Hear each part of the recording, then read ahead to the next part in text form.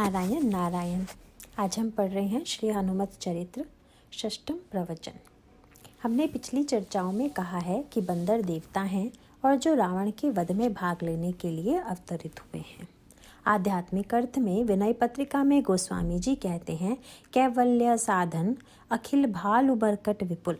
ये जितने बंदर हैं वे मोक्ष के नाना प्रकार के साधन हैं। इस अर्थ में देखें तो कहेंगे कि सारे साधन एकत्र होकर भक्ति देवी की शांति की शक्ति की खोज में, या यूँ कह लीजिए कि माँ का वात्सल्य पाने के लिए चल पड़ते हैं। यह जो भक्ति को पाने का पथ है वह सरल है अथवा कठिन। इसके उत्तर में स्वयं गोस्वामी जी के ग्रंथों में परस्पर दो प्रकार के विरोधी वाक्य प्राप्त होते हैं। रामचरितमानस में कहा गया है कि भक्ति अत्यंत सरल है, सुगम है, और वहाँ बड़े आश्चर्य से पूछा गया है, कहु भगति पथ कवन प्रयासा, जोग नमक जप तप उपवासा। अरे भाई, यह तो बताओ कि भक्ति के मार्ग में क्या कठिनाई है। यहाँ योग यज्ञ जप तप किसी की भी आवश्यकता नहीं है। और दूसरी ओर विनय पत्रिका में कहा गया है कि भक्ति का मार्ग अत्यंत कठिन है। मानस में भी भगवान श्री राम भक्ति को दुर्लभ बताते हुए लक्ष्मण जी से कहते हैं, कहूँ कहूँ वृष्टि सारदी थोरी, को एक पाव भगति जिमि मोरी। लक्ष्मण, हजारों व्यक्तियों में कोई एक धर्मात्मा होता है और करोड़ों धर्मात्माओं में कोई एक वैराग्यवान होता है, और कोटि कोटि वैराग्यवानों में कोई एक ज्ञानी होता है, और उन हजारों ज्ञानियों में कोई एक विज्ञानी होता है, और उन विज्ञानियों में भी जीवन मुक्त तो और भी कठिन है। नर सहस्र मह सुनहु पुरारी, कोविक हो धर्म व्रत धारी। धर्मशील कोटिक मह कोई, विषय विमुख विराग रत होई। कोटि विरक्त मध्य श्रुति कहई, सम्यक ज्ञान सुकृत को लहई। ज्ञानवंत कोटिक मह कोऊ, जीवन मुक्त सुकृत जग सोऊ। तिन सहस्र मह सब सुख खानी, दुर्लभ ब्रह्म लीन विज्ञानी। और अंत में कहा गया है, सब ते सो दुर्लभ सुर साया, राम भगति रत गत मद माया। इन सब की अपेक्षा भी भक्ति अधिक दुर्लभ है। जीवन मुक्त, विज्ञानी, ज्ञानी, वैराग्यवान और धार्मिक तो इन गिने मिने मिल भी सकते हैं, पर भक्त अत्यंत दुर्लभ है। यह तो परस्पर विरोधी बात है। विनय पत्रिका में भी ऐसा ही कहा गया है, रघुपति भगति करत कठिनाई, कहत सुगम करनी अपार, जाने सो जही बनी आई। यह भक्ति अत्यंत कठिन है और इसे कोई बिरला व्यक्ति ही प्राप्त कर पाता है। गोस्वामी जी इसकी व्याख्या करते हुए विनय पत्रिका में एक बड़ा गंभीर पद लिखते हैं। वे कहते हैं कि भगवान के दिव्य चरणों की रसानुभूति ही भक्ति है, पर वह किसके लिए संभव होती है। सकल दृश्य निज उदर मेल, सोवे निद्रा तजी जोगी। सोई हरिपद अनुभय परम सुख, अतिशय द्वैत वियोगी। जो योगी समस्त विश्व प्रपंच को अपने उदर में समेटकर निद्रा छोड़कर सोता है, वही इस महान पद का अनुभव करता है। कैसा विचित्र वाक्य है। सारे विश्व प्रपंच को अपने उदर में समेट ले और समेट लेने के बाद निद्रा छोड़कर सोए, तो भक्ति को सुगम माने कि कठिन। अलग अलग दृष्टि से दोनों बातें सही हैं। सरल इस दृष्टि से है कि भक्ति का मूल आधार है कृपा, और जो वस्तु कृपा से प्राप्त होती है उसमें भला व्यक्ति को क्या कठिनाई हो सकती है। जो वस्तु पुरुषार्थ के द्वारा, साधना के द्वारा उपलब्ध होती हो, उसको प्राप्त करने में व्यक्ति कठिनाई का अनुभव कर सकता है, पर जो कृपा से प्राप्त हो वह तो अत्यंत सरल है। इस दृष्टि से भक्ति अत्यंत सरल है, पर भगवान की इस अकारण कृपा पर विश्वास कितना कठिन है कि अत्यंत सरल भी अत्यंत कठिन हो जाता है। यहाँ पर आपको इसी का संकेत प्राप्त होगा। भगवान श्री राम से विदा लेकर बंदर श्री सीता जी की खोज में जा रहे हैं। प्रारंभ में उन बंदरों में उत्कट उत्साह है। जब व्यक्ति भक्ति या शांति या सत्य या योग की साधना प्रारंभ करता है तो उस समय उसमें अधिक ही उत्साह होता है। बंदरों के उस समय के मनोभाव का वर्णन करते हुए गोस्वामी जी लिखते हैं, चले सकल बन खोजत, सरिता सर गिरि खोह, राम काज लय लीन मन, बिसरा तन कर छोह। उनके अंतःकरण में इतना उत्साह, इतनी तन्मयता थी कि न तो उन्हें भोजन की सुधि रही, न नींद की, और संसार का ऐसा कोई कोना नहीं था जहाँ उन्होंने श्री सीता जी की खोज न की हो। जंगलों में, नदी के किनारे, वन की गुफाओं में वे सर्वत्र श्री सीता जी की खोज करते हैं। उनके मुखिया कौन हैं? सबसे आगे हैं अंगद और सबसे पीछे हनुमान जी। अंगद युवराज हैं, सुग्रीव ने उन्हें नेता के रूप में नियुक्त किया है, अतः वे सबसे आगे हैं। यहाँ पर गोस्वामी जी ने साधन और कृपा का एक अद्भुत समन्वय प्रस्तुत किया है। यदि भक्ति शास्त्र ऐसा मानता है कि भक्ति की उपलब्धि साधन से नहीं बल्कि भगवत कृपा से होती है, तो भगवान की कृपा को असीम मानना पड़ेगा, क्योंकि साधन से जो वस्तु प्राप्त होती है वह सर्वदा ससीम होती है। बाजार में जब आप पैसे से कोई वस्तु खरीदते हैं तो उसका भाव निश्चित होता है और आपके पास जितना पैसा है उसी मात्रा में आपको वस्तु भी मिलेगी। तो अगर भगवान की कृपा असीम होती तो वह भी साधन के द्वारा प्राप्त नहीं हो सकती थी, पर भगवान की कृपा यदि असीम है तो वह साधन के द्वारा नहीं मिलेगी। अस प्रभु दीन बंधु हरि कारण रहित दयाल। भगवान अकारण कृपा करते हैं। साधन के द्वारा ईश्वर की कृपा प्राप्त नहीं होती। यह बात गोस्वामी जी विनय पत्रिका में बारंबार दोहराते हैं। जस कबहु जिन करुणा स्वभाव, ते द्रवहु तो निस्तरिये, तुलसीदास विश्वास आन नहीं, कत पच पच मरिये। पर प्रश्न यह है कि यदि भगवत कृपा ही सब कुछ है और वह अकारण होती है, तो फिर शास्त्रों में या रामचरितमानस में विविध प्रकार के साधनों का जो वर्णन किया गया है उसका फिर क्या उद्देश्य है? तब तो व्यक्ति को साधन का सर्वथा त्याग कर देना चाहिए। जब उस पुरुषार्थ के द्वारा ईश्वर और भक्ति को नहीं पाया जा सकता जिससे संसार की बड़ी से बड़ी वस्तु प्राप्त की जा सकती है, तो ऐसा पुरुषार्थ क्यों आवश्यक है? इस प्रसंग में हमें इस प्रश्न का भी उत्तर प्राप्त होता है। उत्तर यह है कि भले ही साधना के द्वारा भक्ति या भगवान की प्राप्ति नहीं होती, फिर भी साधन करना आवश्यक है। इसका अभिप्राय यह है कि मनुष्य में जो कर्तव्य का अभिमान है, कर सकने की क्षमता का बोध है, उसकी संतुष्टि कहीं ना कहीं होनी चाहिए। संसार में व्यक्ति देखता है कि जो कुछ उसे प्राप्त होता है वह कर्म से ही मिलता है, तो जब वह साधना करेगा तो उसका श्री गणेश हमारी जो संस्कारगत मान्यताएं हैं वहीं से होगा। मान्यताएं मनुष्य के अंतःकरण में इतनी गहराई तक बैठ चुकी हैं कि उनके विरोध में सहसा कोई बात स्वीकार नहीं कर सकता। इसीलिए व्यक्ति प्रारंभ में अपने पुरुषार्थ का, अपनी क्षमता का उपयोग करे। यहाँ एक बात कह रखें, वह यह है कि कर्मशास्त्र के अंतर्गत जो पुरुषार्थ किया जाता है वह कुछ पाने के लिए है और भक्ति शास्त्र में जो कुछ किया जाता है वह थकने के लिए।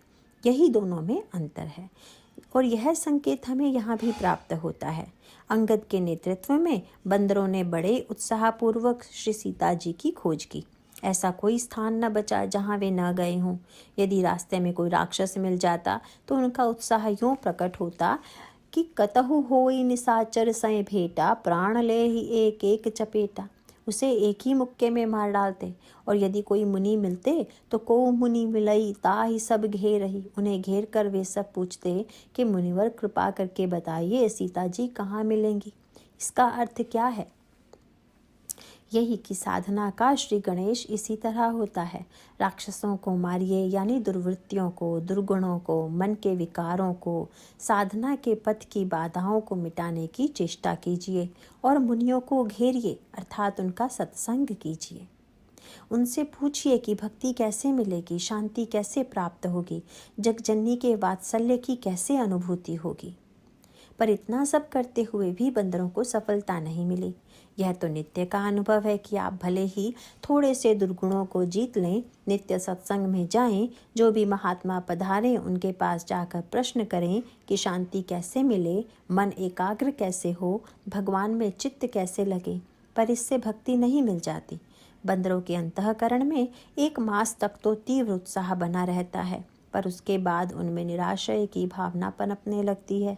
इसका तात्पर्य यह है कि साधक के जीवन में पहले तो साधना के लिए तीव्र उत्साह रहता है, पर उसके बाद उसके जीवन की समस्याएं प्रारंभ हो जाती हैं। यही पुरुषार्थ की समस्या है। आप बड़े उत्साही हो सकते हैं, आप में कर्म करने की बड़ी शक्ति हो सकती है, पर जो कर्म शरीर और मन के द्वारा संपन्न होगा वह कहीं ना कहीं श्रम की अनुभूति तो कराएगा ही। यह बात अलग है कि कोई व्यक्ति 4 घंटे के श्रम में थक जाए तो कोई 8 घंटे के, पर आखिर शरीर, मन और बुद्धि की तो एक सीमा है। अतः मनुष्य के कर्म करने की भी एक सीमा होती है। 1 मास के परिश्रम के बाद बंदर थकने लगे।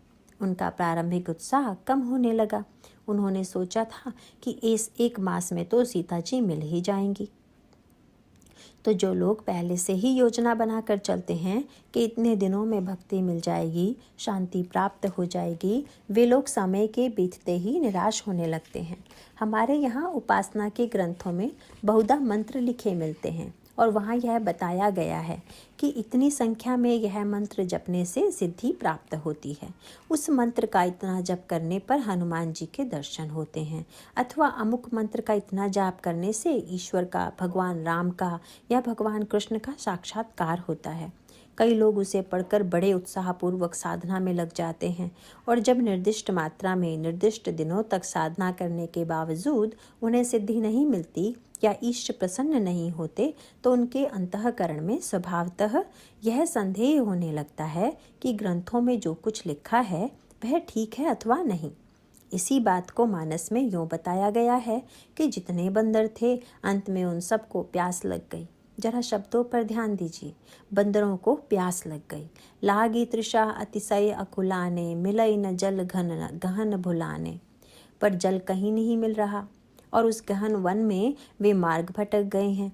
रामचरितमानस में 2 वनों की बात कही गई है। एक है प्रेम का वन और दूसरा संशय का। 2 ही स्थितियों में व्यक्ति मार्ग भूलता है।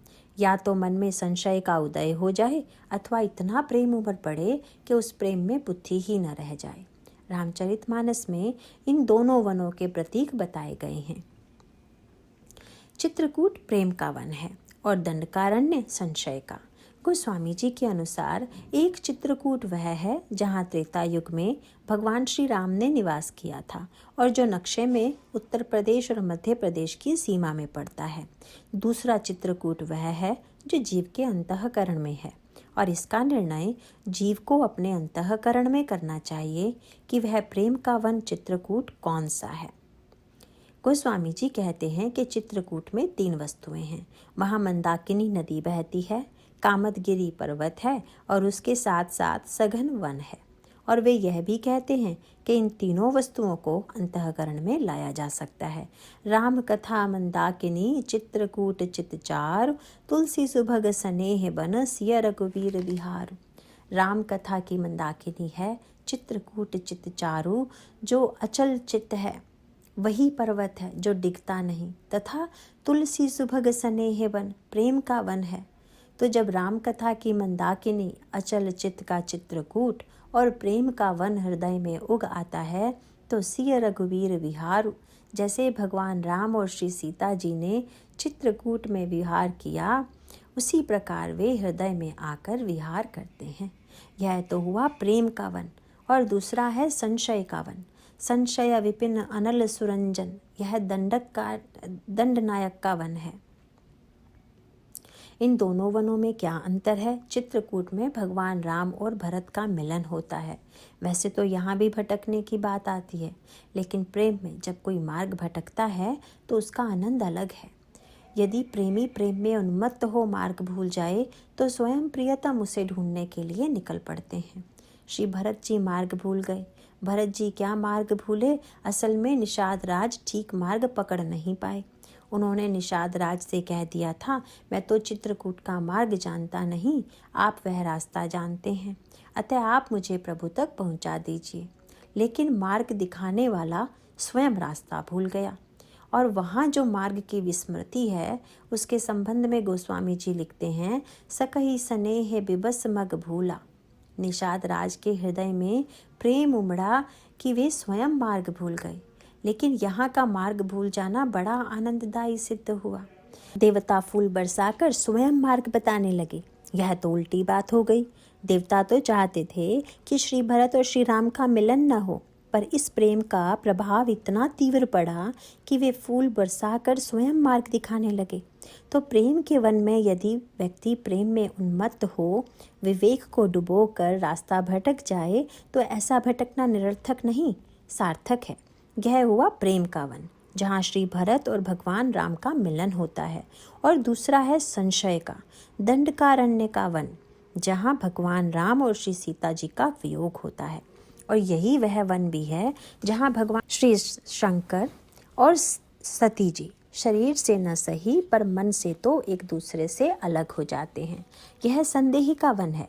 दोनों जगह वियोग का कारण संदेह है। श्री सीता जी के मन में संदेह उत्पन्न हुआ और भगवान राम से वियोग हो गया। इसी तरह सती के मन में भी संशय का वन है। वह ज्ञान और भक्ति को भी अलग कर देता है तथा श्रद्धा और विश्वास को भी। भगवान राम और श्री सीता क्या हैं? ज्ञान और भक्ति। सानुजसीय समेत प्रभु राजत परन कुटीर, भक्ति ज्ञान वैराग्य जनु सोहत धरे शरीर। तो ये जो बंदर हैं वे संशय के वन में भटक जाते हैं। इनके अंतःकरण में संशय पैदा हो जाता है। वे सोचते हैं कि सुग्रीव जी ने तो 1 मास में पता लगाने की बात कही थी, पर सीता जी तो मिली नहीं। सीता जी को बिना खोजे वापस लौटने पर हमारे प्राण नहीं बचेंगे। यहाँ न सुधि सीता कई पाई, वहाँ गए मारही कपिराई। कई साधक ऐसे होते हैं जो उत्साह में घर छोड़ देते हैं। कुछ ऐसे भी होते हैं जो संन्यास ले लेते हैं, पर जब बेचारे अपने लक्ष्य को नहीं पाते तब सोचते हैं कि अरे इधर से भी गए और उधर से भी, अब आगे तो जा ही नहीं सकते और पीछे भी नहीं लौट सकते, अब क्या करें। तो यह जो आगे और पीछे की दुविधा है वह साधक के अंतःकरण को विशेष रूप से उद्वेलित करती है। यह जीवन का सत्य है। राम कथा हमारी इसी दुविधा का नाश करती है। उसकी विशेषता यह है कि जितनी यह त्रेता युग में सत्य थी उतनी ही आज के हमारे जीवन में भी वह सत्य है। कबीर से जब किसी ने कहा कि आपके साथ हम भी चलेंगे, तो उन्होंने अपनी हाथ की जलती मशाल को दिखाकर उस व्यक्ति से कहा, कबीरा खड़ा बाजार में लिए लुकाठी हाथ, जो घर फूके आप ना तो चलाए हमारे साथ। लो, इससे पहले अपना घर जला डालो, फिर मेरे साथ चलो। उसने पूछा क्यों? कबीर ने उत्तर दिया, जब लौटने की जगह ही नहीं रह जाएगी तो लौटने की चिंता भी नहीं रहेगी। लौटने की जगह से उनका अभिप्राय था आसक्ति का केंद्र। अगर पीछे आसक्ति बनी हुई है तो शरीर से यदि उसने घर छोड़ भी दिया, वस्तुओं का परित्याग कर भी दिया, वह संकट में ही पड़ा रहेगा। उसमें दुविधा बनी ही रहेगी। संशय का वन बड़ा गहन हुआ करता है। भटकने पर कहीं मार्ग नहीं दिखाई देता। लगता है लोग कहीं हमारी हंसी ना करें, हमें अपमानित ना करें, जीते जी मृत्यु का सामना न करना पड़े, उपहास का पात्र न बनना पड़े। यही सब बंदरों की स्थिति थी। इसके एक अपवाद थे श्री हनुमान जी। अंगद, जाम्बवान, नल, नील, द्विविद, मयंद, इनमें से कोई भी इसका अपवाद नहीं था। जब हनुमान जी ने इन बंदरों को देखा तो वे समझ गए कि बंदर प्यासे हैं। मन हनुमान कीन अनुमाना, मरण चहत सब बिनु जल पाना। और यदि जल न मिला तो प्यास के मारे सब के सब मारे जाएंगे। हनुमान जी के मन में ऐसा भाव नहीं आया कि ये बंदर कितने दुर्बल हैं, जो कि थोड़ी सी प्यास से मरे जा रहे हैं। मुझे देखो, मैं उनके समान प्यास से नहीं मर रहा हूँ। हनुमान जी ने ऐसा नहीं सोचा कि इन बंदरों की बुद्धि सजग नहीं है, वह असंतुलित हो गई है और मेरी बुद्धि सावधान है। हनुमान जी के हृदय में तो बंदरों की दशा देख करुणा उमड़ पड़ती है। उनकी आंखों में प्रेम के आंसू आ जाते हैं। वे प्रभु से प्रार्थना के स्वर में कहते हैं कि प्रभु, जब आपने इतनी कृपा की तब थोड़ी और कर दीजिए, कहीं जल का पता लगने दीजिए, जिससे बंदरों की प्यास बुझ जाए और वे मृत्यु से बच जाएं। हनुमान जी को जो प्यास नहीं लगी उसका श्रेय वे अपने ऊपर नहीं लेते, बल्कि उसमें भी वे भगवान की कृपा ही देखते हैं। हनुमान जी को लगा कि भाई प्यास कब लगती है। एक व्यक्ति धूप में चले तो उसे अधिक प्यास लगेगी, और कोई यदि छाया में चले तो उसे कम प्यास लगेगी। एक व्यक्ति मुंह में यदि कुछ डाल ले और उसे चूसता चले तो उसे कम प्यास लगेगी। यदि कोई मुंह खाली हो तो उसे अधिक प्यास का अनुभव होगा। हनुमान जी यह मानते हैं कि मुझे जो प्यास नहीं लग रही है इसका कारण है प्रभु की मुझ पर कृपा। बात यह है कि अन्य बंदर धूप में चल रहे थे, जबकि हनुमान जी चल रहे थे छाया में। यह धूप और छाया क्या है? जब हनुमान जी को प्रभु ने अपने पास बुलाया था तो उन्होंने परसा शीस सरोरुह पानी कर मुद्रिका दीन ही जन जानी। हनुमान जी के सिर पर अपना हाथ रख दिया था। इसीलिए हनुमान जी जब चलते हैं तो ऐसा अनुभव करते हैं कि प्रभु का हाथ निरंतर मेरे सिर पर है। यह प्रभु का हाथ क्या है? गोस्वामी जी विनय पत्रिका में प्रभु से प्रार्थना करते हैं, रामचंद्र, वह दिन कब होगा जब आप अपने कर कमलों को मेरे सिर पर रखेंगे? कबहूँ सो कर सरोज रघुनायक धरहूँ नाथ शीस मेरे। आपके कर कमल कैसे हैं? जेहि कर अभय किए जन आरत बारक बिबस नाम टेरे। जेहि कर कमल कठोर शंभुधनु भंजि जनक संशय मेटयो। जेहि कर कमल उठाई बंधुजों परम प्रीति के वट भेंटयो। जेहि कर कमल कृपालु गीध कह पिंड देई निज धाम दियो। और अंत में गोस्वामी जी कहते हैं कि जैसे व्यक्ति वृक्ष की छाया में चला जाए तो उसे धूप का अनुभव नहीं होता, इसी प्रकार जिस व्यक्ति को निरंतर आपके कर कमलों की छाया का अनुभव हो रहा है वह संसार के समस्त पाप तापों से मुक्त हो जाता है। सील सुखद छाह जेहि कर की मेटति पाप ताप माया। निसी बासर तेहि कर सरोज की चाहत तुलसीदास छाया।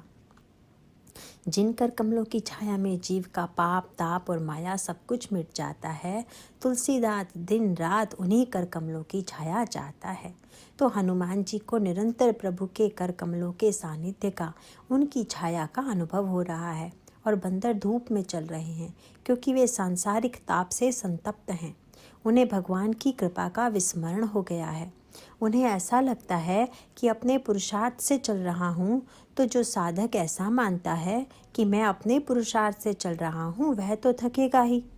जब भगवान श्री राम को वन जाने का अवसर आया और उन्होंने देखा कि सीता जी भी मेरे साथ चलना चाहती हैं, तो उन्होंने कहा, सीते, थोड़ा अपने शरीर की ओर तो दृष्टि डाल लो और तब सोचो कि तुम्हारा मेरे साथ चलना ठीक होगा अथवा नहीं। हंस गवनी तुम नहीं बन जोगु, सुनी अप जसु मोहि देहई लोगु। मानस सलिल सुधा प्रतिपाली, जियई की लवन पयोधि मराली। नव रसाल बन विरहन सीला, सोह की कोकिल विपिन करीला। इसलिए रहु भवन अस हृदय बिचारी, चंद बदनी दुख कानन भारी। सीता जी ने उत्तर में कहा, महाराज, वन में चलते हुए मुझे थकान नहीं आएगी। यह बड़ी अटपटी बात मालूम पड़ती है। इतना सुकुमार शरीर है, लेकिन सीता जी कहती हैं कि मुझे बिल्कुल थकान नहीं आएगी। क्यों? मोहि मग चलत न हो है हारी, छिनु छिनु चरण सरोज निहारी। श्री सीता जी कहती हैं कि मैं आपके चरण कमलों की ओर क्षण क्षण देखती रहूंगी और इससे वन में चलने का मुझे रंच मात्र भी कष्ट ना होगा। यह एक सांकेतिक भाषा है। इसका तात्पर्य क्या है? किसी बच्चे ने कहा, आज मैं 50 मील चलकर आया हूँ और मुझे बिल्कुल थकान नहीं आई। सुनने वाले ने कहा कि तू अभी से इतना झूठ बोल रहा है तो बड़े हो जाने पर न जाने तो कितनी गप हाकेगा, तू बड़ा गपोड़ा है भी बात ठीक। छोटा सा बच्चा 50 मील चलकर आए और कहे कि थकान ना हो, यह कैसे सच हो सकता है? बच्चे ने फिर हंसकर कहा कि मैं तो पिताजी के कंधे पर चढ़कर आया हूँ, पैदल थोड़े ही आया हूँ। यह बड़े पते की बात कही। पिता जब जाने लगे तो बच्चे ने कहा कि मैं भी आपके साथ चलूँगा। पिता बोले, जरा सा चलते ही थक कर गिर पड़ते हो, फिर मेरे साथ इतनी दूर कैसे चलोगे? बालक ने कहा, मैं तो आपके कंधे पर चढ़कर चलूँगा, तब मुझे गिरने का डर कहाँ रहेगा? बच्चे को गिरने का और श्रम का डर तभी तक है जब तक वह अपने पैरों पर चलता है। इसका अर्थ यह है कि जो अपने पुरुषार्थ के पैरों से चलता है वह थकता है, गिरता है, पर जो भगवान के कंधों पर बैठा हुआ है, जो यह अनुभव करता है कि जो कुछ होता है भगवान की कृपा से ही होता है, ऐसा व्यक्ति नहीं थकता। श्री सीता जी ने यही तो कहा था, प्रभु, यदि मैं अपने पैरों को देखूंगी तो थकान आएगी, पर मुझे अपने पैरों के द्वारा तो चलना है ही नहीं, आपके पैरों के द्वारा चलना है। अतः मुझसे यह पूछने से पहले कि मुझे थकान आएगी या नहीं, आप जरा अपने चरणों को देख लीजिए। मेरे चरणों की सुकुमारता की ओर दृष्टि मत डालिए। इसका अभिप्राय यह है कि जो व्यक्ति ऐसा मानता है कि मैं करता हूँ, यह मेरा कार्य है, मैंने सफलता प्राप्त की है, तो उसके जीवन में सफलता के साथ साथ विफलता भी अवश्य भावी है। वह यदि उत्साह का अनुभव करता है तो श्रम का भी अनुभव करेगा। अन्य बंदरों तथा हनुमान जी में जो अंतर है वह उपर्युक्त बात से स्पष्ट हो जाता है। बंदर साधन है और साधन में पुरुषार्थ की आवश्यकता होती है, श्रम का प्रयोजन होता है। अनेक लोग ऐसे होते हैं जो बड़े गर्व से कहते हैं कि मैं इतना जप कर लेता हूँ, इतने घंटे ध्यान कर लेता हूँ, इतने व्रत और उपवास करता हूँ। तो ठीक है, आप वह सब कर लेते हैं, पर इसमें भी कोई संदेह नहीं कि आप थकेंगे अवश्य। कभी न कभी आपका उत्साह शिथिल अवश्य होगा। लोग निरंतर न जाने कितने घंटे बैठे रह जाते हैं, पर बाद में उनका शरीर इतना असमर्थ हो जाता है कि वे इस नियम का पालन ही नहीं कर पाते। तो अन्य बंदर धूप में चल रहे हैं और हनुमान जी प्रभु के कर कमलों की छाया में। अच्छा, हनुमान जी को प्यास क्यों नहीं लग रही है, जबकि अन्य सारे बंदर प्यासे हैं? प्यास और भूख तो सबके लिए स्वाभाविक है। इसका कारण यह था कि भगवान ने अपने कर कमलों से मुद्रिका दी थी। आप हनुमान चालीसा में पढ़ते हैं, हनुमान जी ने प्रभु मुद्रिका मेली मुख माही, प्रभु की दी हुई उस मुद्रिका को अपने मुख में रख लिया। तो क्या मुद्रिका कोई मुख में रखने की वस्तु है? वह तो उंगली या मुट्ठी में रखने की वस्तु है। तब फिर हनुमान जी ने उसे मुख में क्यों रख लिया? हनुमान जी को लगा कि प्रभु ने इस यात्रा में संबल के रूप में मुझे अपने दिव्य नाम का आश्रय दिया है। हनुमान जी की दृष्टि तो उसमें अंकित राम नाम पर गई और उस प्रभु के नाम को उन्होंने कंठ में धारण कर लिया। तो जो व्यक्ति सत्कर्म करते हुए, साधन करते हुए, पुण्य करते हुए भगवत कृपा और भगवान नाम का आश्रय लेगा, वह व्यक्ति भटकेगा नहीं, अपने लक्ष्य तक अवश्य पहुंच जाएगा। पर जो व्यक्ति अपने पुरुषार्थ का भरोसा करता हुआ ईश्वर को बिसराकर अपने नाम की बारंबार याद करता हुआ कि मैं ऐसा हूँ, मैंने ऐसा किया, मैं ऐसा करूँगा, आगे बढ़ने की चेष्टा करता है, वह थक जाता है और यह भी संभव है कि वह अपने लक्ष्य से भटक जाए। यही संकेत था कि मुद्रिका प्रभु ने हनुमान जी को ही दी, अन्य किसी बंदर को नहीं। प्रभु ने सोचा, जो अपना नाम याद रखते हैं उन्हें भला मेरे नाम की क्या आवश्यकता। एक हनुमान जी ही ऐसे हैं जिन्हें अपने नाम की याद नहीं या अपने नाम के प्रति आसक्ति नहीं, और इसीलिए प्रभु उन्हें अपना दिव्य नाम प्रदान करते हैं। रामचरितमानस में वन में भटकने के कई उदाहरण हैं। जैसे प्रताप भानु वन में भटक गया और अंत में उसका विनाश हो गया। सती जी वन में भटक गई और उन्हें शरीर का परित्याग करना पड़ा। भटके तो बंदर भी, पर उनका विनाश नहीं हुआ, इसीलिए कि हनुमान जी उनके साथ हैं और वे उनकी मनस्थिति को पहचानते हैं। हनुमान जी सोचते हैं अब क्या किया जाना चाहिए। प्रकट में वे बंदरों से कहते हैं, सुनो, नीचे तो जल नहीं दिखाई देता, यह जो सामने पर्वत है, चलो जरा उस पर चढ़कर देखें, शायद जल मिल जाए। पर बंदर बेचारे तो इतने थक चुके थे कि उन्होंने कहा, एक तो नीचे चलते चलते ही हम लोग प्यास के मारे मारे जा रहे हैं, अब जो थोड़ी कसर बची है उसे भी आप पहाड़ पर चढ़ाकर पूरी कर लीजिए। फिर पता तो आपको भी नहीं है कि ऊपर जाने पर जल मिल सकता है या नहीं। इसका अर्थ क्या है? यही कि जब विपत्ति आए, प्रतिकूल परिस्थिति आए, तो व्यक्ति को चाहिए कि वह उस समस्या के समाधान के लिए ऊपर उठे। पर्वत पर चढ़ने का तात्पर्य है, अगर शरीर में कष्ट का अनुभव हो तो आप मन में चले जाइए, और मन में कष्ट का अनुभव हो तो बुद्धि में। यह एक साधारण सी व्यवहारिक बात है। देखिए, दो व्यक्तियों को शरीर में कष्ट का अनुभव हो रहा है। एक व्यक्ति ऐसा है जो खाली हाय हाय करता रहता है, और दूसरा व्यक्ति अपने मन को किसी अन्य दिशा में लगाने की चेष्टा करता है, जिससे वह कुछ समय के लिए शरीर से हट जाए और उसका दुख हल्का हो जाए। कभी मन में दुख आए तो ज़रा बुद्धि में चले जाइए और वहाँ जाकर सोचिए कि यह दुख क्यों आ रहा है। अगर बुद्धि में भी निर्णय ठीक न हो सके तो चित्त के पर्वत पर चले जाइए। यही है ऊपर की ओर उठना, शरीर से मन में, मन से बुद्धि में और बुद्धि से चित्त में। जो व्यक्ति जितना ऊपर उठ सकता है वह समस्या का उतना ही अधिक समाधान पा सकता है। पर जब व्यक्ति थक जाता है तब वह नीचे जहाँ खड़ा है वहीं रहना पसंद करता है हनुमान जी ने जब बंदरों की ऐसी दशा देखी तो उन्होंने बंदरों को वहीं छोड़ दिया और स्वयं पर्वत पर चढ़ गए और चारों ओर चढ़कर देखा। चढ़ी गिरी शिखर चहुं दिसी देखा। उन्हें एक बड़ा अनोखा दृश्य दिखाई दिया।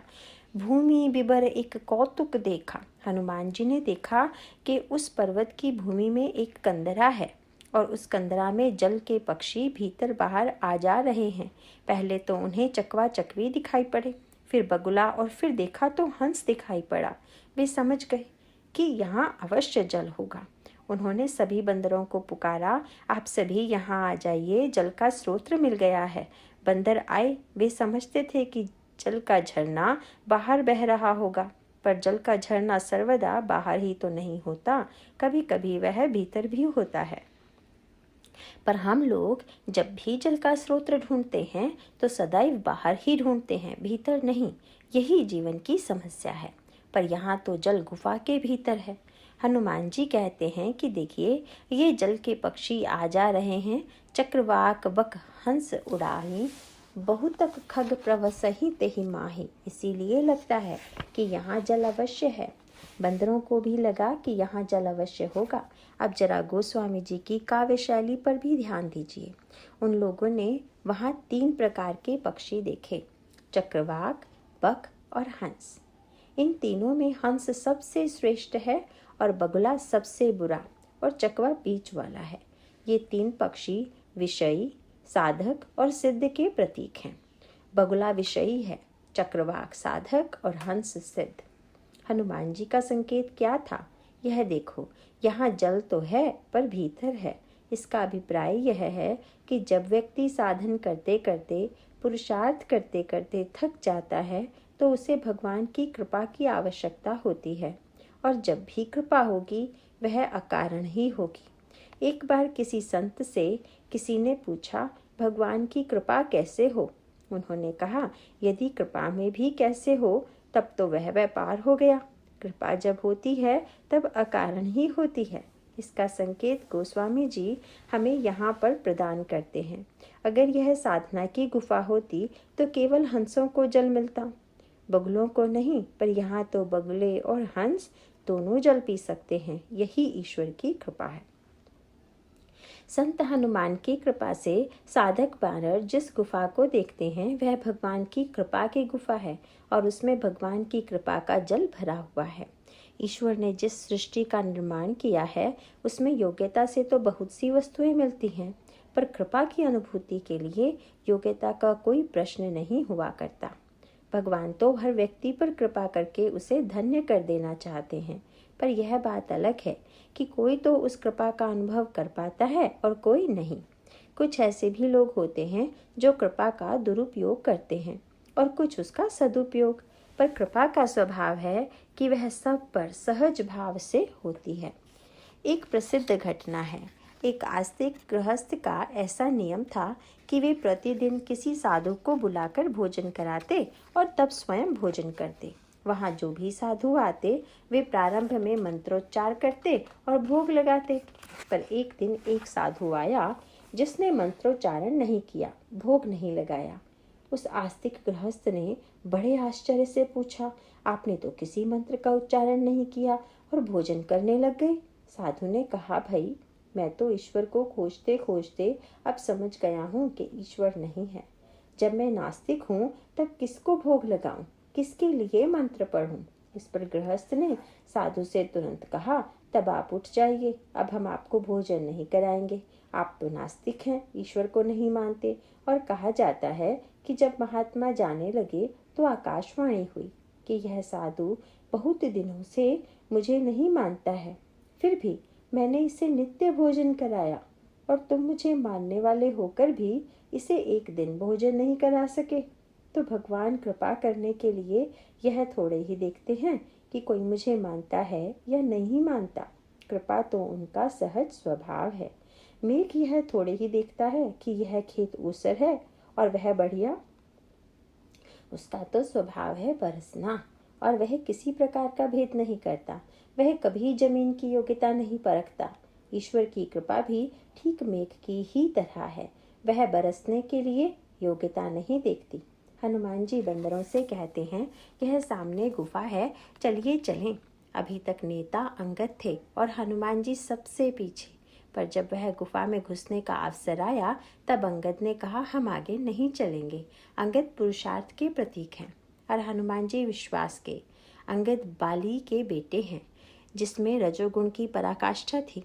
उसके बेटे में सत्कर्म है, श्रेष्ठता है, योग्यता है, बुद्धिमत्ता है, नेतृत्व का गुण है और अब तक वे सबसे आगे आगे ही चलकर आए।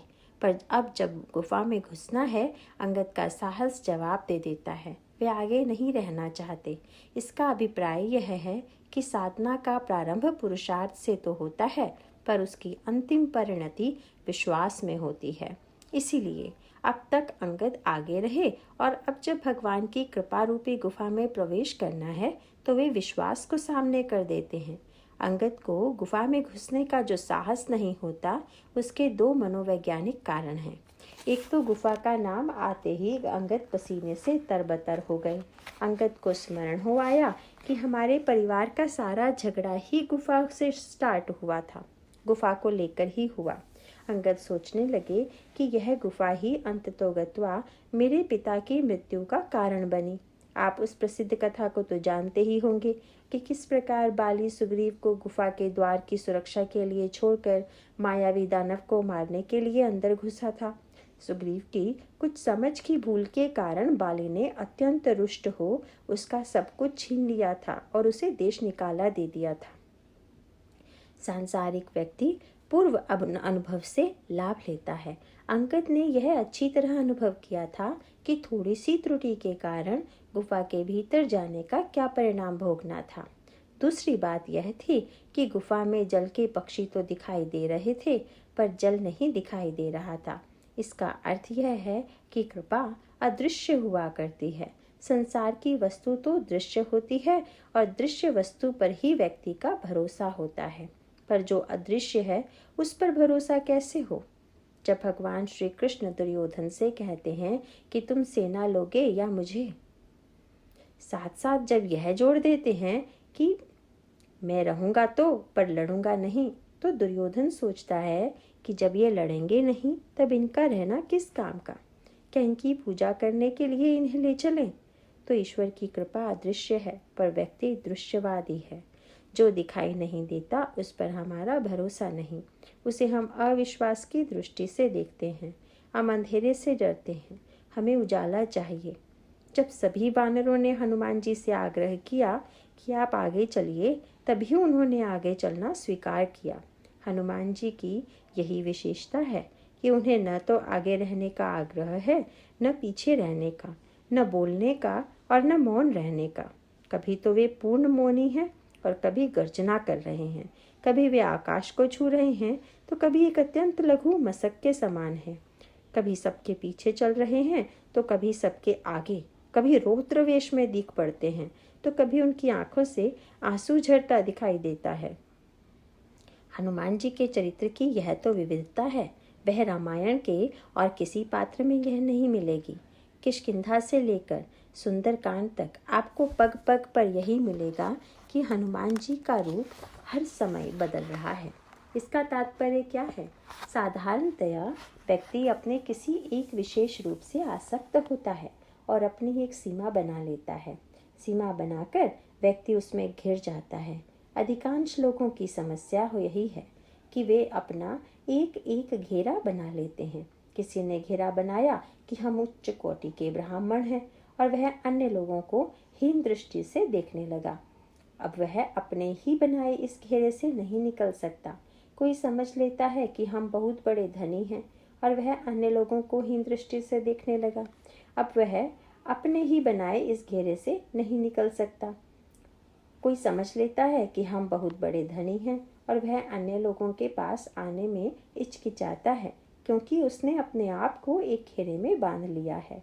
कोई अपने को सत्ताधीश मान लेता है और अपने आप को अपने बनाए घेरे में समेट लेता है। इस प्रकार प्रत्येक व्यक्ति ने अपने चारों ओर अपनी मान्यता का एक घेरा खड़ा कर लिया है और अपने ही बनाए इस कारागार में अपने को बंदी बना लिया है। पर हनुमान जी के व्यक्तित्व में ऐसा कोई कारागार नहीं।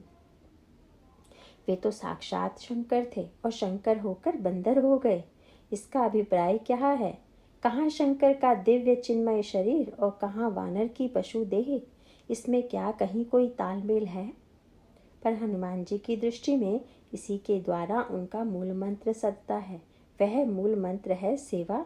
और सेवा कौन कर सकता है? जिस व्यक्ति के मन में यह बात होगी कि हम यह तो करेंगे पर यह नहीं, उसमें सेवा भाव की पूर्णता नहीं हो सकती। सेवा करने वाले अधिकांश लोग अपना काम बांट लिया करते हैं। इतना काम आप करें और इतना हम, इसके अतिरिक्त हम और कुछ नहीं कर पाएंगे। कोई कहता है कि हम साफ शुद्ध बर्तन को ही छुएंगे, झूठे बर्तन को नहीं। यह जो कार्य का विभाजन है वह सांसारिक व्यवहार में तो चल सकता है और चला भी करता है, पर ईश्वर की सेवा का यदि कोई व्रत ले तो उसमें ऐसा कोई विभाजन नहीं चल सकेगा। हनुमान जी की सेवा भावना सबसे उत्कृष्ट मानी जाती है। श्री लक्ष्मण और श्री भरत जैसे महान भक्त अलग अलग दृष्टि से हनुमान जी की अपेक्षा उदात्त चरित्र वाले हो सकते हैं, पर जहाँ तक सेवा भाव का प्रश्न है उसकी जैसी पूर्णता हनुमान जी के चरित्र में दिखाई पड़ती है वैसी श्री लक्ष्मण और श्री भरत के चरित्र में भी नहीं। हनुमान जी शंकरावतार हैं और भगवान शंकर प्रारंभ में ही अपनी चतुराई प्रदर्शित कर देते हैं। श्री लक्ष्मण जी और श्री भरत तो भगवान राम के साथ ही अवतार लेते हैं, पर शंकर जी पहले विचार करते हैं कि मनुष्य बनकर जन्म लें अथवा पशु, और अंत में निर्णय करते हैं कि पशु बनकर जन्म लेना ही ठीक है। उनका अभिप्राय यह है कि मनुष्य को मनुष्य से सेवा लेने में संकोच हो सकता है, पर पशु से सेवा लेने में नहीं। अतएव शंकर जी पशु का शरीर धारण करते हैं जिससे भगवान को सेवा लेने में किसी प्रकार का संकोच न हो, और इसका लाभ भी प्रत्यक्ष पड़ता है। लक्ष्मण जी देखते हैं कि प्रभु के चरणों को चलने में बड़ा कष्ट हो रहा है, और भरत जी का हृदय तो इस कल्पना से ही विदीर्ण होने लगता है कि प्रभु नंगे पैर चल रहे हैं और कष्ट का अनुभव कर रहे हैं। राम लखन सिय बिनु पग पनहि, करी मुनिवेश फिरहि बन बनहि। एहि दुख दाह दहई दिन छाती, भूख न बासर नींद न राती। पर उपाय भी तो कुछ नहीं है, यही रोग कर औषधु नाही। किंतु यहाँ पर हनुमान जी बाजी मार लेते हैं। जो ही उनकी दृष्टि प्रभु के चरणों पर जाती है वे पूछ बैठते हैं, कठिन भूमि कोमल पद गामी। इस कठोर पृथ्वी पर आपके ये सुकोमल चरण पड़ रहे हैं, आप चल कैसे पाते हैं? और केवल मौखिक सहानुभूति ही प्रदर्शित नहीं करते, बल्कि हनुमान जी उस कष्ट से त्राण का उपाय भी निकाल लेते हैं। जब कभी अवसर आता है हनुमान जी तुरंत दोनों को अपनी पीठ पर चढ़ा लेते हैं। लिए दुओ जन पीठ ही चढ़ाई। भरत जी के लिए तो पीठ पर प्रभु को चढ़ा कर लाना संभव नहीं था। यदि वे कहते भी तो प्रभु सवार न होते। लक्ष्मण जी भी यदि कहते कि आप मेरी पीठ पर चढ़ जाइए, मैं आपको आगे ले चलूंगा, तो भी प्रभु संकोच में गड़ जाते। पर हनुमान जी ने तो कह दिया कि महाराज, इस पशु के शरीर पर चढ़ने में क्या आपत्ति है, आइए आप पीठ पर बैठिए, मैं आप दोनों को ले चलूँगा। और प्रभु इसे अस्वीकार नहीं कर पाते। हनुमान जी से यदि कोई पूछ दे कि तुम कौन हो, तो हनुमान जी यही कहेंगे, अरे हम और क्या, हम प्रभु के दास हैं। प्रभु को जब जो आवश्यक होता है हम वैसा ही बन जाते हैं। और वास्तव में सच्चा सेवक तो वही है जो जब जैसा आवश्यक है वैसा बन जाए।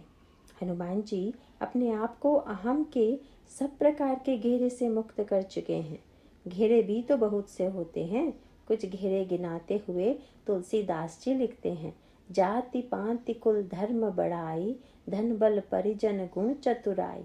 और इन सारे घेरों से मुक्त हनुमान जी एक ही महामंत्र मानते हैं, करई स्वामी हित सेवक सोई, दूषण कोटि देई किन कोई। भरत जी प्रभु के ऐसे सेवक हैं जो प्रभु के पास नहीं रह सकते। वे बड़े संकोची हैं, प्रभु की ओर आंख उठाकर नहीं देख सकते। और श्री लक्ष्मण जी ऐसे सेवक हैं जो प्रभु से क्षण के लिए भी दूर नहीं रह सकते। तो भरत जी दूर रहकर सेवा कर सकते हैं, पास रहकर नहीं। और लक्ष्मण जी पास रहकर सेवा कर सकते हैं, दूर रहकर नहीं। दोनों को अपने अपने स्वभाव की बाध्यता है, पर हनुमान जी ऐसे हैं जो पास रहकर भी सेवा करते हैं और दूर रहकर भी। जब भरत प्रभु के पास रहते हैं तब उन्हें बड़ा संकोच लगता है। वे चाहे भी तो प्रभु के शरीर की सेवा नहीं कर सकते, पर इधर लक्ष्मण जी प्रभु के शरीर की तो बड़ी सेवा करते हैं, लेकिन प्रभु यदि उनसे कहें कि जरा औरों की सेवा करो तो वे नहीं कर पाते। प्रभु ने लक्ष्मण जी से कहा था, भवन भरतु रिपुसूदन नाही, राहु वृद्ध मम दुखु मन माही, रहु करऊ सब कर परितोषु, नतरु तात होवई बड़ दोषु। देखो, यहाँ गुरु पिता है, माता है, समाज है, तुम यहीं रहकर इनकी सेवा करो। तो लक्ष्मण जी इसका सीधा उत्तर दे देते हैं, गुरु पितु मातु न जानव को काहू, मैं गुरु पिता माता किसी को नहीं जानता। इस सब झंझट से मेरा कोई लेना देना नहीं। मैं तो बस कहूँ सुभाव नाथ पति आहू, मोरे सबई इक तुम स्वामी, दीन बंधु उर अंतर जामी। पर हनुमान जी की क्या विशेषता है? वे प्रभु के पास भी रह लेते हैं और जब प्रभु कहते हैं कि जाओ सीता जी को संदेश पहुंचाओ तो वहां भी चले जाते हैं। जब प्रभु ने भरत जी के पास संदेश देने भेजते हैं तो वहां भी हो आते हैं। तात्पर्य यह है कि वे पास भी रहते हैं और दूर भी, और ऐसे चतुर सेवा भावी हैं कि वे आवश्यकता अनुसार अपनी सेवा का रूप बदलते रहते हैं। अन्य सेवक जब सेवा करते हैं तो अपना अपना काम नियत कर लेते हैं। जैसे कोई पंखा झलेगा तो कोई चरण सेवा करेगा तो तीसरा पूजा का प्रबंध करेगा, पर हनुमान जी किसी ऐसी बाध्यता में स्वयं को बांध कर नहीं रखते। जब प्रभु सुबेल पर्वत पर आसीन थे तो हनुमान जी प्रभु की चरण सेवा कर रहे थे। बड़भागी अंगद हनुमाना, चरण कमल चापत विधि नाना। पर उत्तरकांड के प्रसंग में लिखा है कि जब भगवान राम थक कर उपवन में गए तो लोगों ने सोचा था कि हनुमान जी भगवान राम के चरणों की सेवा कर उनकी थकावट दूर करेंगे, पर हनुमान जी ने ऐसा नहीं किया। गोस्वामी जी लिखते हैं, हरन सकल श्रम प्रभु श्रम पाई, गए जहाँ सीतल अमराई। और वहाँ अलग अलग सेवा बट गई। भरत दीन निज बसन डसाई, बैठे प्रभु से वही सब भाई। श्री भरत जी ने अपना पीताम्बर बिछा दिया, प्रभु बैठ गए। जब श्री लक्ष्मण जी ने देखा कि हनुमान आगे नहीं बढ़ रहे हैं तो प्रभु का एक चरण उन्होंने ले लिया और दूसरा शत्रुघ्न ने। श्री भरत प्रभु के पीछे बैठ गए और प्रभु उनकी गोद का सहारा ले अब लेटे से बैठे। लोगों को आश्चर्य हो रहा था कि हनुमान जी आज प्रभु की कौन सी सेवा करेंगे, और लोगों ने देखा कि मारुत सुत तब मारुत करई। हनुमान जी पंखा करने लगे। उन्होंने सेवा क्यों बदल दी? वे इतने सूक्ष्म सेवा भावी हैं कि वे इस क्षेत्र में श्री लक्ष्मण एंड श्री भरत से भी आगे निकल जाते हैं। हनुमान जी सोचने लगे कि आज सब लोग थक गए हैं, यदि मैं प्रभु के चरण दबाऊंगा तो केवल प्रभु की ही सेवा होगी, और यदि पंखा झलूंगा तो प्रभु की तो सेवा होगी ही, साथ ही इन सबकी सेवा भी हो जाएगी। तात्पर्य यह है कि वे प्रभु की तो सेवा करते ही हैं, साथ ही वे प्रभु के भक्तों की सेवा करते हैं। निकट की भी सेवा करते हैं और दूर की भी, संकोची भी हैं और निसंकोच भी। अवसर आने पर लक्ष्मण जी के समान प्रभु को उल्हाना भी दे सकते हैं, और समय पर प्रभु के सामने संकोच की मूर्ति बन जाना, उनके चरणों में दृष्टि गड़ाकर बैठ भी सकते हैं।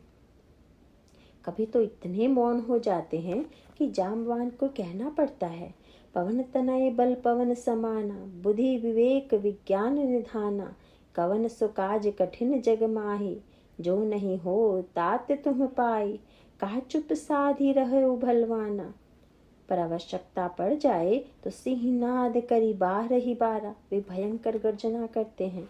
कभी बिल्कुल उन्मुक्त होकर युद्ध में लड़ते हैं तो कभी रावण की सभा में नागपाश में बांधकर खड़े भी हो जाते हैं। उन्हें बंधा देखकर रावण हंसता है कि चोर पकड़ लिया गया है। स्वाभाविक ही यदि कोई चोरी के अपराध में पकड़ा जाए तो वह संकोच से गड़ जाएगा, पर हनुमान जी ऐसे हैं कि रावण की सभा में बंधे होकर भी निसंकोच भाव से खड़े रहे। रावण से रहा नहीं गया। उसने कहा, बंदर, तू बड़ा निर्लज्ज है। तू तो ऐसा खड़ा है जैसे तेरे स्वागत सत्कार के लिए यह सभा बुलाई गई है। हनुमान जी तुरंत उत्तर देते हैं, मुझे न बंधने की चिंता है न खुलने की। मेरी तो बस यही एक महामंत्र है कि मोहि न कछु बांधे कई लाजा, कीन चाहूं निज प्रभु कर काजा। मैं प्रभु का कार्य पूरा करना चाहता हूँ, वह फिर जैसे भी संपन्न हो। मुझे बंधने में कोई लाज नहीं आती।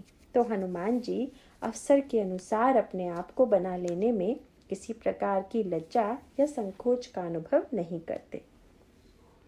और यही बात आज भी दिखाई देती है।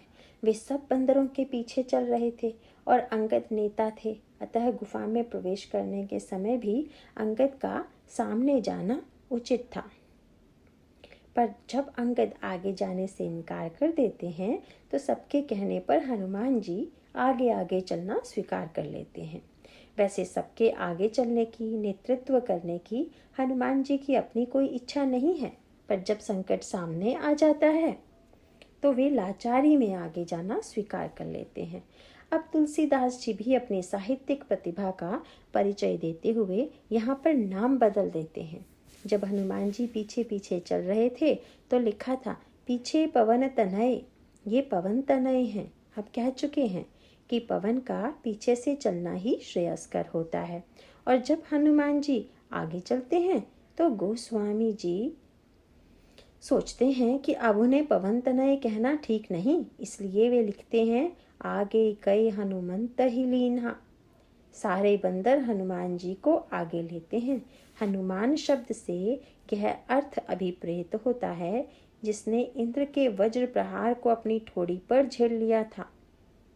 बंदरों का अभिप्राय यह था कि आपने जब वज्र का प्रहार झेल लिया है तब आप ही सामने चलिए। यदि कोई संकट उपस्थित हुआ तो उसे भी आप झेल ही लेंगे। और हनुमान जी आगे आगे चलते हैं। उन्हें किसी प्रकार का भय नहीं। उनके भीतर तो राम नाम का दिव्य प्रकाश विद्यमान है। राम नाम मणि दीप धरु, जी देरी द्वार। तुलसी भीतर बाहिर हूँ, जो चाहसी उजियार।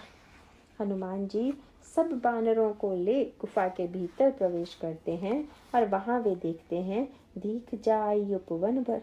एक बड़ा सुंदर उपवन है। हम तो बाहर ही घूमते रहते हैं, नए नए नगर देखते हैं, चंद्रमा में घूम आए तो मंगल में जाने की तैयारी करते हैं, पर हम भीतर की यात्रा कम ही किया करते हैं। हम समझते हैं कि जो कुंड है सब बाहर ही है, पर एक बार यदि हम भीतर जाएं, चित्त की इस गुफा में प्रवेश करें तो हमें भगवान की कृपा का अनुभव होगा और हमें लगेगा कि जितना बाहर है उससे किसी प्रकार का कम भीतर में नहीं है। और यह भी कि बाहर चाहे जितनी समस्याएं हों, पर भीतर तो दिव्य आनंद रस भरा हुआ है। जब बंदर भीतर जाते हैं तो देखते हैं कि नाहक अंधेरे की कल्पना का डर है। वहाँ तो एक आलोक पुंज विद्यमान है। मंदिर एक रुचिरतः बैठी नारी तप पुंज। एक देवी बैठी हुई है, उनका नाम था स्वयं प्रभा। कितना बढ़िया नाम है। तात्पर्य यह है कि जब अंधेरे को पार करेंगे तो स्वयं प्रभा दिखाई देगी। यह जो बाहर की प्रभा है वह स्वयं प्रभा नहीं है, वह तो बिजली की प्रभा है। अगर बिजली का दाम न चुकाया जाए तो संबंध काट दिया जाएगा और सर्वत्र अंधकार छा जाएगा। दीपक जलाइए तो उजाला उतनी ही देर रहेगा जब तक दिए में घी या तेल रहेगा, वह स्वयं प्रभा नहीं है। इसी प्रकार जीवन में लोगों के चेहरे पर जो चमक होती है तो किसी पर बुद्धि की और किसी पर पद की। जहाँ ये वस्तुएं हटी कि चमक भी बुझ जाया करती है। धन गया कि व्यक्ति की चमक गई, विद्वत्ता गई कि व्यक्ति का सम्मान गया, पद गया कि व्यक्ति का गौरव छिन गया। पर एक वस्तु ऐसी भी है जिसकी प्रभा कभी नष्ट नहीं होती। परम प्रकाश रूप दिन राति, नहीं कछ चहे दिया घृत बाती। और जिसके लिए घी, बत्ती आदि बाहरी साधनों की आवश्यकता नहीं। जब व्यक्ति भीतर चित्त की इस गुफा में प्रवेश करेगा तो देखेगा कि वहाँ भगवान की मंगलमयी कृपा का संदेश देने वाली जो वृत्ति है वही स्वयं प्रभा है। और वह प्रभा कभी बुझती नहीं, पर इस प्रभा की ओर हमारा ध्यान नहीं जाया करता। बंदर स्वयं प्रभा के पास गए और उनके चरणों में प्रणाम किया। स्वयं प्रभा ने बंदरों को देख कहा, यह तुम लोगों की कैसी दशा हो गई है।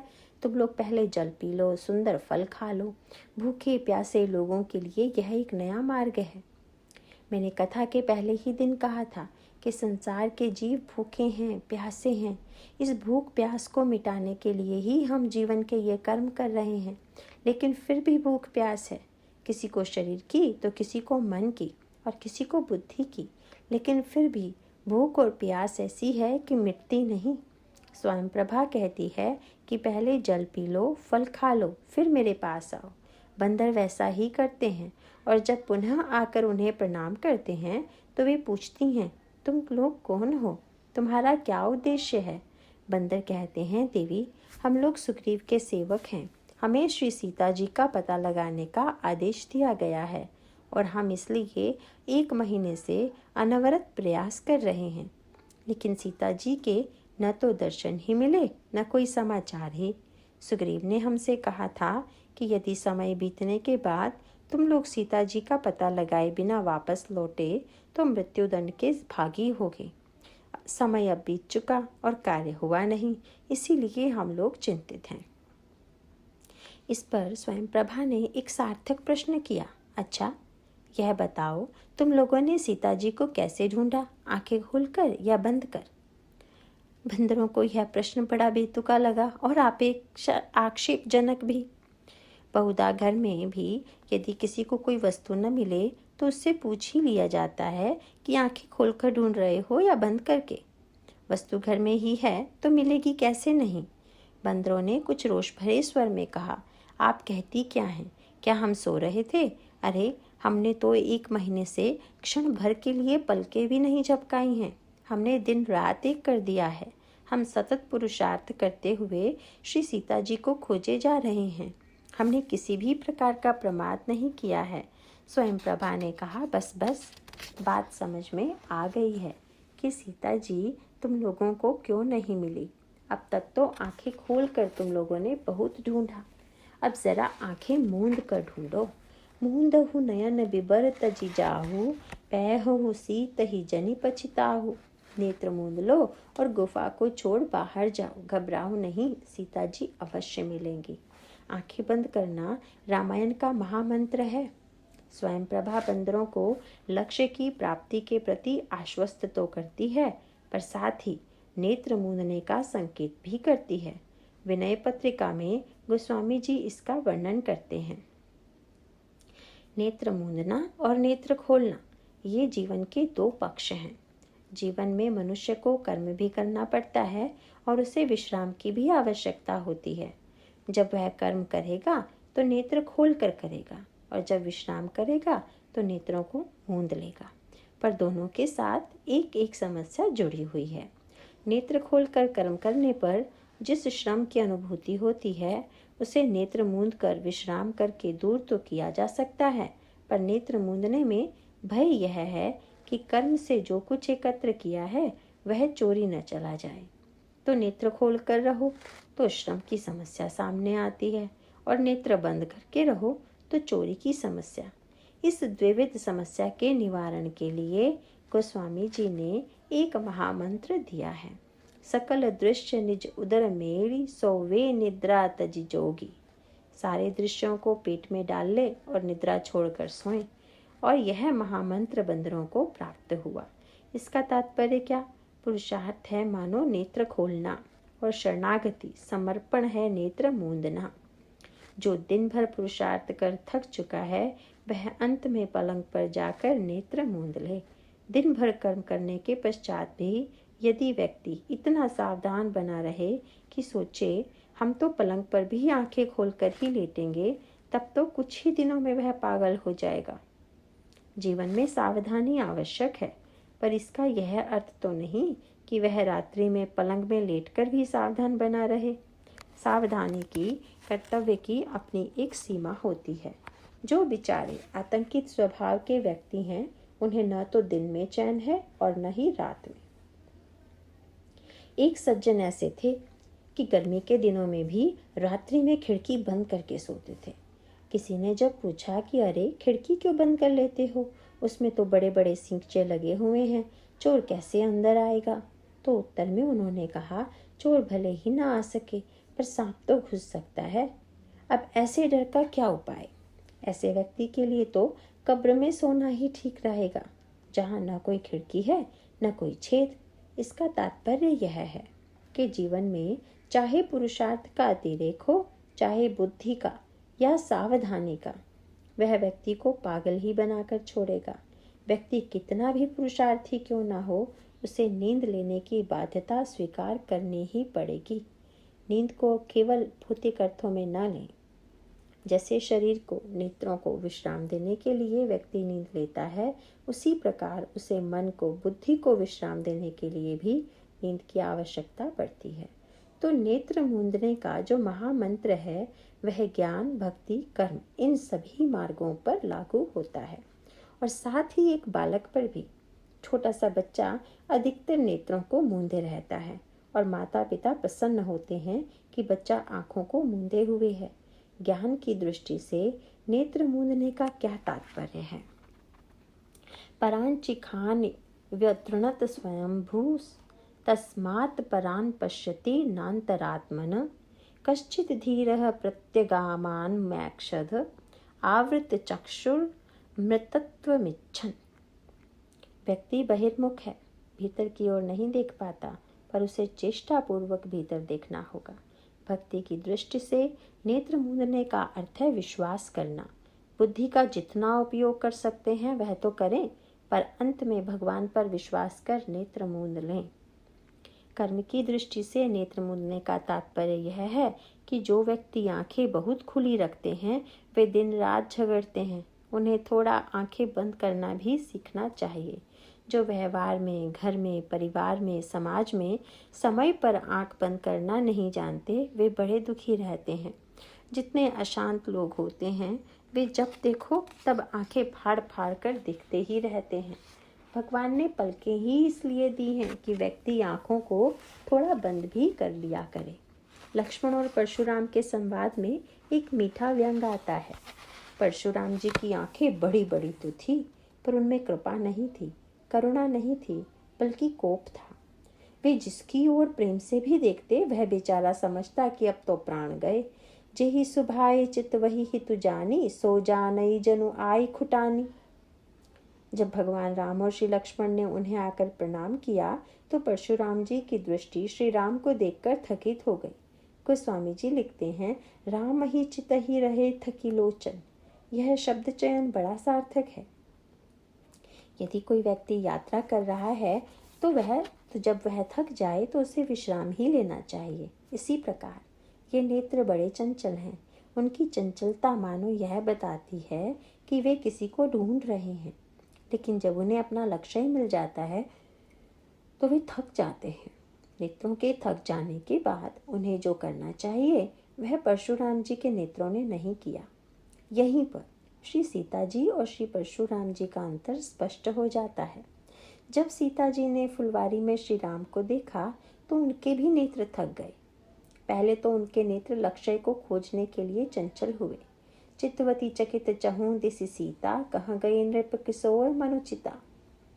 उनके नेत्र श्री राम को खोजने लगे कि वे कहाँ गए, और जब उन्हें श्री राम को देखा तब थके नयन रघुपति छवि देखे। उनके नेत्र थक गए और उन्होंने वही किया जो थकने के बाद करना चाहिए। यदि आप यात्रा करके थके मांदे आए हो तो आप अपने कमरे में जाकर सो जाते हैं और सोने के पहले एक बुद्धिमानी करते हैं कि चिटकनी चढ़ा लेते हैं ताकि कोई भीतर ना आ पाए। सीता जी ने ठीक यही किया। थके नयन रघुपति छवि देखे, पलकी हूँ परिहरि निमेशे, लोचन मगरा मही उर आनी, दीन है पलक कपाट सयानी। सयानी सीता जी ने पलकों का कपाट बंद कर लिया। बस परम मिलन की घड़ी आ गई। अब तो परम प्रियतम प्रभु हैं और श्री सीता जी हैं, और यही चरम विश्राम की बेला है। परशुराम जी भी जब भगवान श्री राम को देखते हैं तो उनके नेत्र भी थक जाते हैं, पर वे नहीं करते जो करना चाहिए। जब उनके नेत्र थक गए तो उन्हें आंखें मूंद लेनी चाहिए थी और भगवान के सौंदर्य को हृदय में ले आना चाहिए था।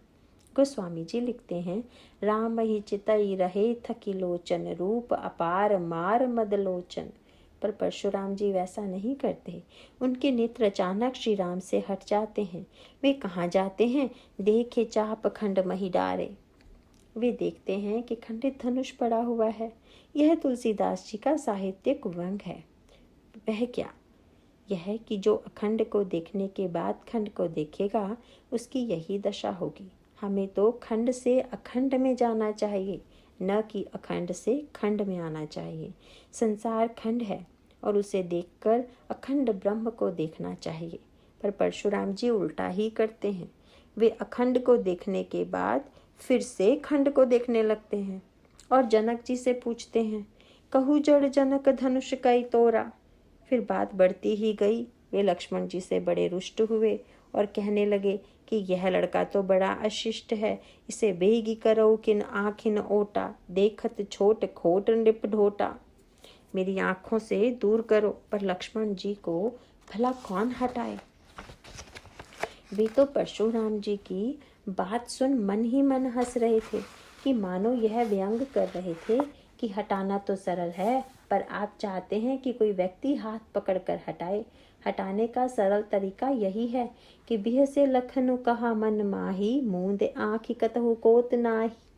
आप आंखें मूंद लीजिए। इसका अर्थ यह है कि जीवन में, व्यवहार में आप हर वस्तु को मत देखिए, जरा नेत्र मूंदिए भी।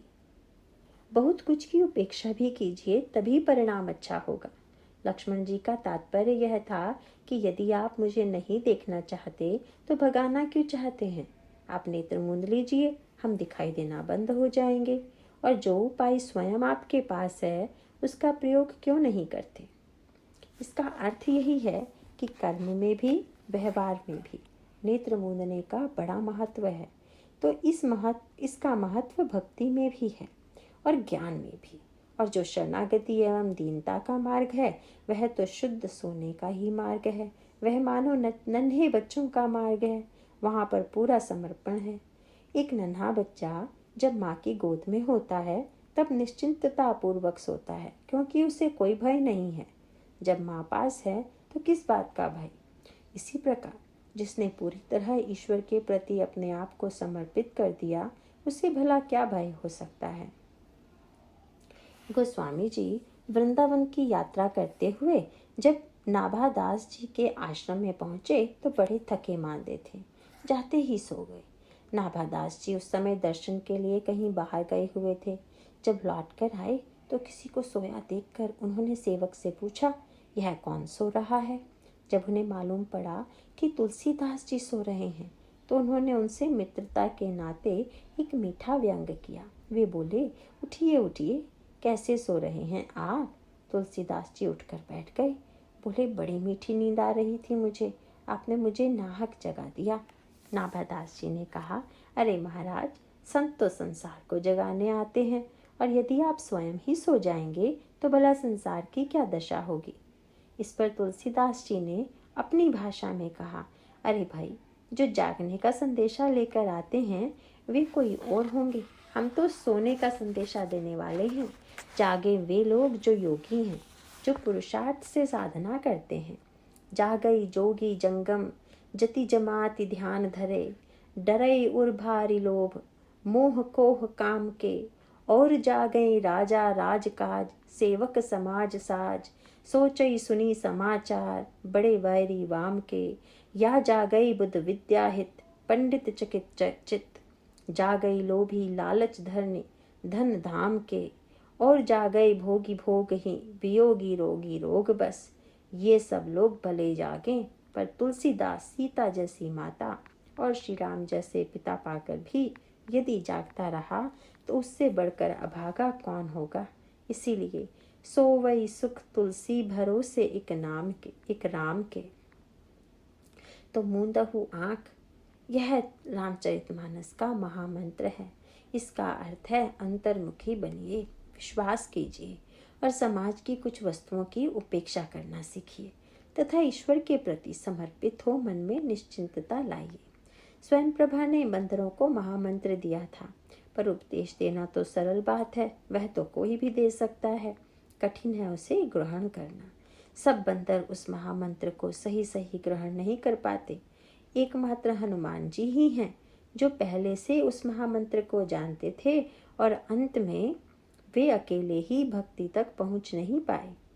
इसका एक विशेष कारण है, वे थक गए थे और स्वयं प्रभा ने उनसे नेत्र मूंदने के लिए कहा। बंदर आंखें मूंद तो लेते हैं, पर तुलसीदास जी एक मीठी चुटकी लेते हैं। उनकी शैली अनूठी है। वे लिखते हैं, नयन मूंदी पुनि देख ही बीरा। बंदर आंखें मूंद कर फिर खोल लेते हैं, मानो देखना चाहते हैं कि कोई चमत्कार घटा या नहीं। हम भी तो यही किया करते हैं। कोई कह दे थोड़ा ध्यान दीजिए, थोड़ा पूजा किया करें, तो थोड़ी ही देर में आँख खोल कर देख लिया करते हैं कि कोई सिद्धि मिली या नहीं, कोई चमत्कार घटा या नहीं, कोई दर्शन हुआ या नहीं। इसका अर्थ यह है कि हमारा विश्वास क्षणस्थायी होता है। हमारा मन पूरी तरह विश्वास नहीं कर पाता। इसीलिए गोस्वामी जी व्यंग करते हैं, नयन मूंदी पुनि देख ही। और जब बंदरों ने आंखें खोली तो क्या देखा, ठाड़े सकल सिंधु के तीरा। वे सब सिंधु के तीर पर खड़े हैं। जब उनकी आंखें खुली थी तो वे सरोवर के पास खड़े थे, और जब उन्होंने आंखें बंद की तो समुद्र के पास पहुंच गए। बात बड़ी अद्भुत है। इसका अभिप्राय यह था कि अभी तो आपको ईश्वर की कृपा का सरोवर मिला है, और जब आगे चलकर आप सीता जी को पा लेंगे तो कृपा का समुद्र मिल जाएगा। यह मानो एक संकेत है जो कहता है कि जीवन में समय समय पर जीव को ईश्वर की कृपा का संकेत प्राप्त होता रहता है, और जब जीवन में भक्ति की समग्रता आ जाएगी तब फिर कहना ही क्या। लेकिन बंदरों तो समुद्र तो दिखाई देता है, सीता जी नहीं दिखाई देती। यही जीवन की समस्या है। बंदरों को लगा कि चमत्कार तो हुआ, पर वह उल्टा हो गया। वे सोचने लगे कि पहले हम सरोवर के किनारे थे, वही अच्छा था। कम से कम प्यास लगने पर उसका जल पीकर प्यास तो बुझा सकते थे, पर यहाँ तो प्यास बुझाने का कोई उपाय नहीं, केवल जल देखो और प्यासे मरो।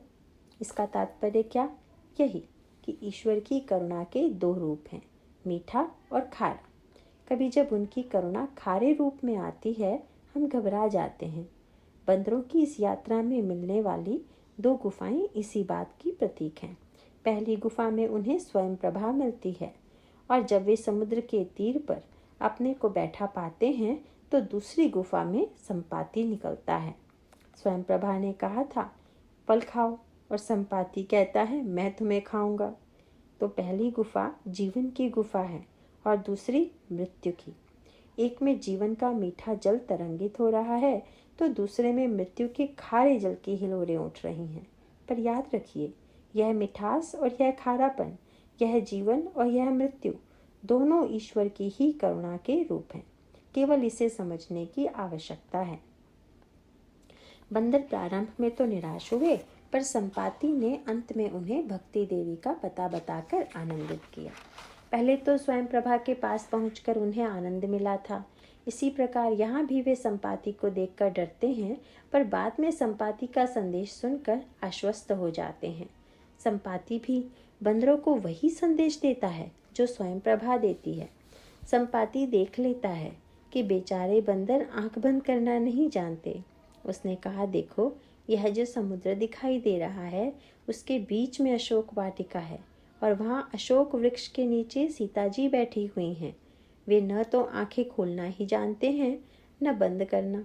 आंखें खोलेंगे भी तो कितनी दूर तक देखेंगे, अधिक दूर का नहीं, और आंखें बंद करेंगे तो घबराहट होगी। गीध यह समझ लेता है, कहता है मैं देखूं तुम नाही, गीध ही दृष्टि अपार। तुम नहीं देख पाओगे, मैं देख सकता हूँ, क्योंकि गीध की दृष्टि अपार होती है। बंदरों का मन हुआ कि कहें, जब आप सीता जी को देख पा रहे हैं तो आप उनका ठीक ठीक पता भी लगा दीजिए और उनका संदेश ला दीजिए। पर वे ठिठक गए, क्योंकि संपाति ही स्वयं कह उठा, बूढ़ भयऊ नत करते हूँ, कछुक सहाय तुम्हार। मैं बूढ़ा हो गया हूँ, अन्यथा तुम लोगों की कुछ सहायता अवश्य करता। यह मनुष्य के स्वभाव में है। वह सब काम दूसरों से करा लेना चाहता है। जब कोई महात्मा या गुरु भक्ति के केंद्र का पता देते हैं तो साधक या शिष्य कहते हैं कि गुरुजी हमारे लिए साधना भी कर दें तो अच्छा। बंदरों की यही अपेक्षा संपाति जी से है। पर संपाति ने अपनी असमर्थता व्यक्त करते हुए कहा, भाई हम उपाय बताए देते हैं। जो नाघई सत जो जन सागर, करई सो राम काज मति आगर। बंदरों ने कहा, पर यह उपाय तो बड़ा कठिन है। इस पर संपाति बोला, नहीं ऐसी बात नहीं। मोहि बिलोकी धरऊ मन धीरा, राम कृपा कस भयउ शरीरा। पापियु जाकर नाम सुमिरहि, अति अपार भव सागर तरहि। तासु दूत तुम तज कदराई, राम हृदय धरि करहु उपाय। घबराओ मत, निराश होने की आवश्यकता नहीं। मेरी ओर देखो, भगवान की कृपा पर विश्वास रखो और बढ़े जाओ। सीता जी निश्चिंत रूप से मिलेंगी। इस संपाति से इतनी प्रेरणा प्राप्त करने के बाद भी कोई बंदर आगे जाने का साहस नहीं कर पाता। वे संपाति के कथन को अपनी अपनी दृष्टि से देखने लगे। जब हम कथा सुनते हैं तो उसके अर्थ को अपनी दृष्टि से लेते हैं। वह अर्थ नहीं लेते जो सही है और जो लेना चाहिए, बल्कि वह अर्थ लेते हैं जो हमारे मन में है। कथा तो सबके लिए होती है, पर कथा का अर्थ श्रोता भेद से भिन्न हो जाता है। जब कथावाचक संपाति कथा कहकर चले गए तो बंदरों के द्वारा उस कथा की व्याख्या होने लगी। अस कही गरुड़ गीत जब गययु, तिन्ह के मन अति विस्मय भययु। निज निज बल सब कहूँ भाषा, लेकिन पार जाय कर संशय रखा। और सभी अपने अपने बल का वर्णन करने लगे। जीवन में हमें 3 तरह के व्यक्ति पाते हैं, एक भूतवादी, दूसरा भविष्यवादी और तीसरा वर्तमानवादी। बंदरों में भी ये 3 श्रेणियां थी। जो वर्तमानवादी थे उन्हीं की संख्या अधिक थी। वे कहने लगे कि हम में तो इतना बल नहीं है जो समुद्र को पार कर सके। उन्होंने संपाति के कथन की अपने उपयुक्त एक अभिनव व्याख्या की। संपाति ने कहा था कि जो इस 100 योजन समुद्र को लांघेगा वही श्री सीता जी के दर्शन प्राप्त कर सकेगा। इन वर्तमानवादियों ने तुरंत अपने काम की व्याख्या निकाल ली। वे कहने लगे, संपाति ने तो कहा है जो नाघई, इसका तात्पर्य यह है कि सभी नहीं लांघ सकेंगे, कोई एक ही लांघेगा, और वह एक तो हम नहीं हैं। अगर संपाति ने कहा होता कि सीता जी सबको मिलेंगी तो हमने प्रयास किया भी होता, पर जब उन्हीं ने जो नाघई कहकर इसे सबका काम नहीं माना, तब हम विफल चेष्टा क्यों करें। यह वर्तमानवादियों की व्याख्या थी। कुछ दूसरे भूतवादी निकले, जिनमें जाम्बवान प्रमुख थे। ऐसे लोग पुरानी बातें बड़ी याद करते हैं। मैं ऐसा था, मैं ऐसे ऐसे काम किया करता था आदि। जाम्बवान भी ऐसे ही निकले।